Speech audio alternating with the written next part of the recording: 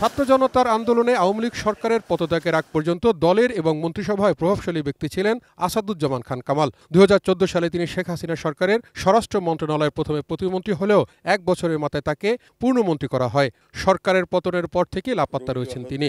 সকাল ৬টা বৃহস্পতিবার দুদকে আসা অভিযোগে বলা হয়, আসাদুজ্জামান খান কামাল স্বরাষ্ট্র মন্ত্রণালয়ের দায়িত্ব পাওয়ার পর থেকেই ঘুষ হিসেবে বস্তায় বস্তায় টাকা নিতেন। পুলিশ, মাদকদ্রব্য নিয়ন্ত্রণ অধিদপ্তর এবং ফায়ার সার্ভিস থেকে এই টাকা আদায় করা হতো। অভিযোগে বলা হয়, তখনকার অতিরিক্ত সচিব ডাক্তার হারুনা রশিদ বিশ্বাসের নেতৃত্বে সিন্ডিকেট গড়ে তোলা হয় স্বরাষ্ট্র মন্ত্রণালয়।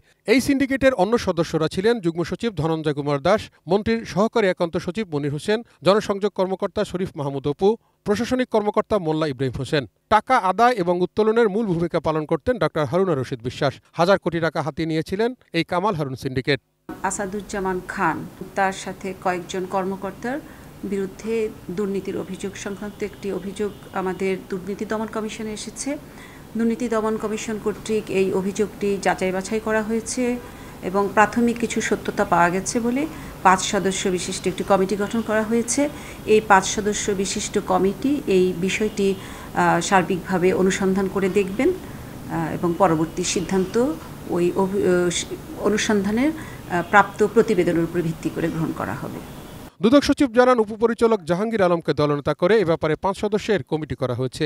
অভিযুক্তদের বিদেশ যাত্রায় নিষেধাজ্ঞা সহ বিভিন্ন কার্যক্রম শুরু করেছে কমিটি।